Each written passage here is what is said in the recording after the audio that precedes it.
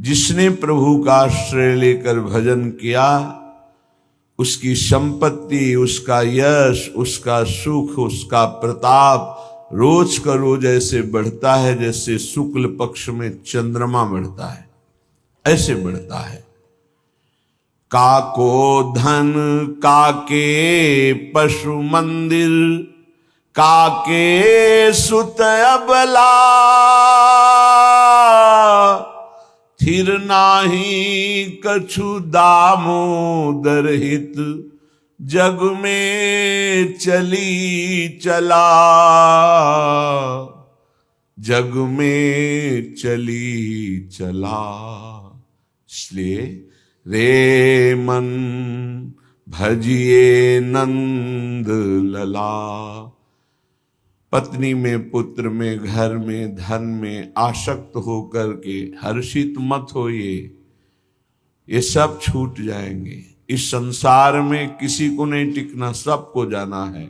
इसलिए हे भाई, उद्दंडता नहीं, मनमानी आचरण नहीं, प्रभु का आश्रय लेकर धर्म आचरण करते हुए नाम जप करो, जीवन का परम मंगल हो जाएगा। उपासक अपने इंद्रिय मन को किसी भी उत्सव का निमित्त बनाकर, किसी आनंद में प्रफुल्लित होकर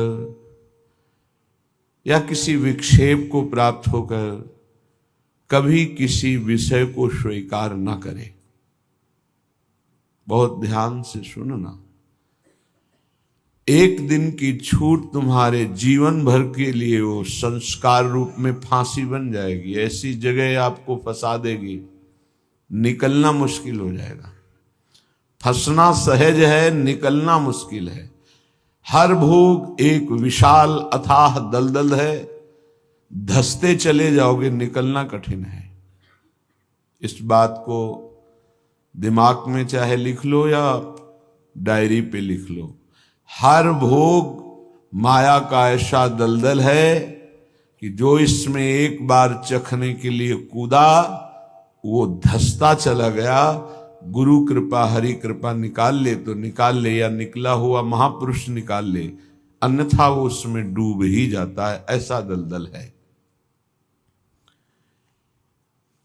जिसे वृंदावन धाम का आश्रय मिला, राधा नाम जपने को मिला, रसिकों का संग मिला, मानो प्रभु हमें बुला रहे हैं संसार चक्र से दूर करके अपने निज लीला रसास्वादन के लिए, लीला पात्र बनाने के लिए ये सब संयोग बैठा है।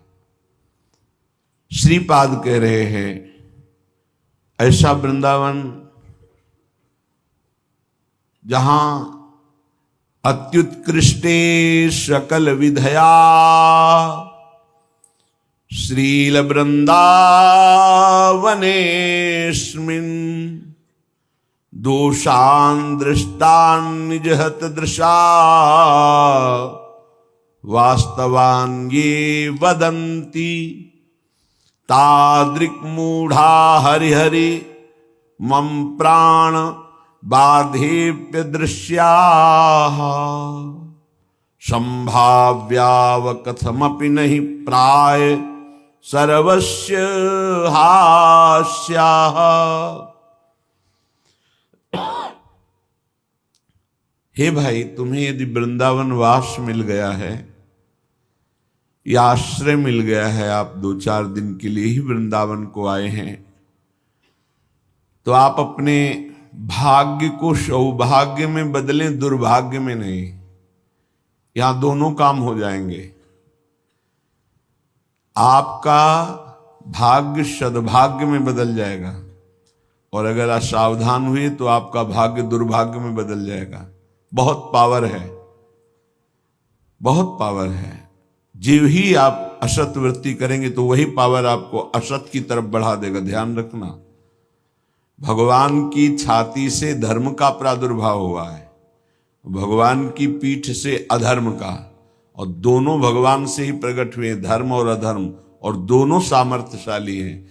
पीठ जो भगवान से विमुख हैं, उनके ऊपर अधर्म का और जो भगवान के सन्मुख है उनके ऊपर धर्म का प्रभाव पड़ता रहता है। तो सीधा हम वृंदावन आ गए, लेकिन दुर्भाग्य की रचना कर डाली। क्या? यहां के वासियों की निंदा करने लगे। कल एक महात्मा पधारे थे, तो उन्होंने कहा कि हम बहुत अंदर से परेशान हैं, हमारा भजन नष्ट हो गया। कई दिन हो गए, अगर 1 2 3 दिन तक भजन में बाधा पड़ रही तो भोजन का प्रभाव है, और इसके आगे अगर बढ़ गया तो फिर वैष्णव अपराध पक्का। दूसरा कोई और तो छोटी मोटी बातें सब भस्म हो जाती भजन करने वाले की। पहली बात, भोजन अशुद्ध हुआ तो 2-3 दिन, तो उनका नहीं तो बहुत लंबे समय से उनका वैष्णव अपराध। बोले हाँ, हमको भी आभास होता है। तो ऐसा यहां श्रीपाद कह रहे हैं, श्रील वृंदावनेस्मिन दोषान दृष्टान निज हत दृशा। वो अपना नाश करने का, दुर्भाग्य लिखने का कार्य शुरू कर दिया। क्या? वृंदावन के वासी में दृष्ट दोष देखना, वर्तमान में जो दोष दिखाई दे रहे हैं। बोले है दोषी इसलिए देखता हूं। नहीं, देखो वह श्री जी का कृपा पात्र है, आज नहीं तो कल वो महापुरुष बन जाएगा। अर्थात जो महापुरुषों की गति वो उसे प्राप्त हो जाएगी। वो धामवासी है, प्रियाजू ने स्वीकार किया है। आपका क्या अधिकार है कि आप उस पर दोष दर्शन करें? तो कह रहे हैं जो वृंदावन धाम में वास करते हैं उनके दृष्ट दोषों को दिखाई दे रहा है। ऐसा नहीं कि नहीं दिखाई दे रहा, आप आरोप लगा रहे हैं, दिखाई दे रहा है। दृष्ट दोषों को सत्य मान करके वर्णन करते हैं, उनकी निंदा करते हैं, तो आपका भाग्य दुर्भाग्य में बदल जाएगा। यदि आप ये विचार करके कि श्री जी के लाड़िले हैं, इनकी बाहरी बात है पर इनके ऊपर बहुत कृपा है, आज नहीं तो कल ये सब सुधर जाएंगे क्योंकि लाडली जी के कृपा पात्र हैं, बात बन गई। ऐसे मूर्ख लोग अपना संकट स्वयं चयन कर लेते हैं। जो दूसरों की, वृंदावनवासी की दोष दृष्टि से निंदा आदि करते हैं, बहुत निकृष्ट बात है, इसे कभी स्वीकार न करें। सच्ची कहते हैं, देखो अपने सब पावन भूमि में बैठे हैं, निंदा तो अपनी करनी चाहिए। अंदर से देखो, ईमानदारी से देखो, जो हमारे अंदर कूड़ा करकट है इसकी निंदा करनी चाहिए कि मैं बहुत नीच हूं, हम पर इतनी कृपा है लाडली जी की, इतना दुलार कर रहे हो, हम उनकी दुलार को ठुकराए चले जा रहे हैं। वो कह रहे हैं दाहिने चलो, हम बाएं बढ़ते चले जा रहे हैं, पर वो कृपा ही करती जा रही है। हम कभी एकांत में बैठकर नहीं रोए मैं कितना नीच अपराधी हूं कि अपने इतने करुणा में स्वामी का विरोध कर रहा हूं, उनके विरुद्ध चल रहा हूं, जबकि प्रतिकूल से विसर्जनम, बिल्कुल विसर्जन कर देना, आज के बाद कोई गलती नहीं होगी। पर हम गलती पे गलती करे जा रहे हैं। श्री जी इस बार माफ कर दो, आगे से फिर किया, श्री जी इस बार माफ कर दो, फिर वही वो माफ करती चली जा रही। हमसे गलती होती। जब हम ये देखेंगे तो हम दूसरे को देखने लायक ही नहीं। हम क्या दूसरे को देखें? हम अच्छे हों तो दूसरे को देखें, और जब सच्चाई में तुम अच्छे हो जाओगे तो दूसरे के दोष नहीं दिखाई देंगे, सब में अपने प्रभु दिखाई देंगे। इसलिए श्रीपाद कह रहे हो, मूर्ख लोग अपने संकट को बुलाते हैं, संकट का निर्माण करते हैं। ये बहुत भयावह बात है कि किसी वैष्णव या किसी वृंदावनवासी की निंदा बिल्कुल भूल कर मत करना। ये ब्रजवासी जन भगवान के लाडले हैं। देवराज इंद्र को भ्रम हो गया, घुटनों पे आ गए, तब भगवान ने क्षमा किया। जाओ, त्रिभुवनपति घुटनों पे बैठे थे इसी रज में। ये जो गोविंद कुंड है ना, घुटनों के पर थे, नाथ क्षमा कर दो, जाओ। ऐसा अहंकार मत करो कि तुम्हारे द्वारा पूरी सृष्टि चल रही है। ये ब्रजवासी हमारे प्राण हैं, अगर इनको कोई संकट तो फिर हम उसको महासंकट में डाल देंगे।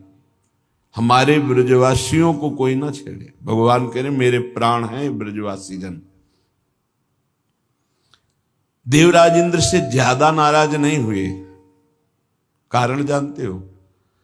किया तो उपद्रव ब्रजवासियों को पीड़ा देने का, लेकिन सब ब्रजवासी एक साथ बैठ कर दिए ना, तो लालजू ने थोड़ा तो उन पर शासन किया, फिर कृपा कर दी, लेकिन ब्रह्मा जी के ऊपर कृपा नहीं की, क्योंकि अलग कर दिया। ये उपद्रव किए पर सबको इकट्ठा कर दिया, इसलिए ज्यादा इनको पढ़ के देख लेना, ज्यादा नहीं, बस इतना कहा तुम देवराज हो, सतोगुणी हो, अहंकार मत किया करो। लेकिन ब्रह्मा जी तो कांप के चले ही गए, भगवान मुस्कुराए नहीं। क्यों? ब्रजवासियों को अलग कर दिया। तुम ब्रह्मलोक में मायामयी सैया पे सुला दिया, हमारे प्राण प्यारे ब्रजवासियों का अपराध करते हो। तो आज तक ब्रह्मा जी का प्रवेश नहीं ब्रज में, बात समझ लो। वो मूर्ख हैं जो वृंदावन या ब्रजवासी जो वास कर रहे हैं उनके प्रति दोष दृष्टि करें। 12 वर्ष में तो सिद्ध हो जाता है, 21 वर्ष में क्यों नहीं परिवर्तन हुआ? जी गलती तो जब हमारी गलती, तो हम दूसरों को क्यों दोष दर्शन करने वाली वृत्ति से देख करके निंदा करें, उनका अपमान करें? हमारे अंदर खुद इतनी ये गलत है, तो तुम क्या कर रहे हो? तुम भी तो गलत हो जो दूसरों का दोष दर्शन कर रहे हो। परमार्थ कहता है किसी के भी ना दोष देखने ना गुण देखने, सब में भगवत भाव देखना। संसारी पुरुष क्रिया देखता है, परमार्थ का पथिक कारण देखता है। कारण श्री हरिवंश बनम, क्रिया नहीं देखता है। क्रिया देखने वाला संसारी होता है। श्रीपाद कह रहे वो मूर्ख लोग संकट की स्वयं रचना कर देते हैं। अच्छा, ये कोई पाप नहीं है कि क्षय हो जाएगा तो आप मुक्त हो जाएंगे। ये अपराध है, वैष्णव अपराध। ये तभी क्षय होगा जिस वैष्णव से अपराध मना है उससे क्षमा याचना हो जाए, नहीं तो, या फिर आपको पता नहीं तो गुरुदेव क्षमा कर दे, जाओ कोई अपराध नहीं। तो अखंड मंडलाकारम व्याप्तम येन चराचरम, गुरुदेव सब में व्याप्त है, हर अपराध क्षमा कर सकते हैं वो। गुरुदेव अगर कह दे जाओ कोई अपराध नहीं, तो कोई अपराध नहीं। गुरु महिमा बहुत बड़ी है। मंत्र मूलम गुरु वाक्यम, मोक्ष मूलम गुरु कृपा। हर अपराध से मुक्ति के लिए गुरुदेव है। गुरुदेव मुझे पता नहीं क्या अपराध बन गया, लेकिन है कोई अपराध, क्षमा कर दो। उन्होंने कहा जाओ कोई अपराध नहीं, तो पूरी सृष्टि का अपराध क्षमा हो जाएगा। गुरुदेव में ऐसी सामर्थ्य, वो भगवान का साक्षात कृपा वपु है। कभी किसी को ऐसा महसूस हो तो अपने गुरुदेव भगवान से क्षमा मांग ले। अगर नहीं पता चलता कि किस वैष्णव का अपराध बना है तो गुरुदेव से क्षमा मांग ले। श्रीपाद कह रहे हैं ऐसे व्यक्ति हमारे चाहे प्राण संकट में पड़े हो, कभी समीप ना आवे, मैं इनका दर्शन न करूं और इनका संभाषण न सुनूं। जो संतों की, ब्रजवासियों की, वैष्णव की, भगवत भक्तों की निंदा करते हैं, ऐसे लोग हमारी दृष्टि में ना आवे, कभी हमारे कान में इनकी आवाज ना पड़े, और कभी प्राण संकट होने पर भी मैं इनकी सेवा स्वीकार ना करूं। क्योंकि ऐसे लोगों का विषय सेवन करना, दिया हुआ भोजन पाना, या उनके पास बैठना, या उनकी दर्शन करना, इस सारे साधन को हास्यास्पद बना देते हैं। उपहास योग, अर्थात कुछ नहीं रह जाता जो ऐसे लोगों का संग करता है। अपराध नहीं, निंदा नहीं होनी चाहिए, बहुत सावधान। पूज्य श्री चंद्रशेखर बाबा जी महाराज वो कहते थे कि ब्रजरज, ब्रजलता और ब्रजवासी, इन 3 से श्रद्धा बिगड़ गई तो बात तुम्हारी बनेगी नहीं। उनके श्रीमुख के शब्द थे कि तुम रेगिस्तान में वास कर लो तो तुम्हारा कल्याण हो सकता है, लेकिन ब्रजवासी, ब्रजरज, ब्रजलता, इनका अपमान अपराध करोगे तो वृंदावन में तुम्हारा कल्याण होने वाला नहीं है। वो डायरी में लिखा हुआ पूज्य चंद्रशेखर बाबा जी महाराज। वे भी 25 वर्ष पहले की बात, प्रारंभ में ही दर्शन के लिए। तो यहां श्रीपाद कह रहे हैं ऐसे मूर्ख लोग अपने संकट का स्वयं निर्माण कर लेते हैं। किसी भी विषय में क्यों ना हो, जो वृंदावन वासियों की निंदा करते हैं उनका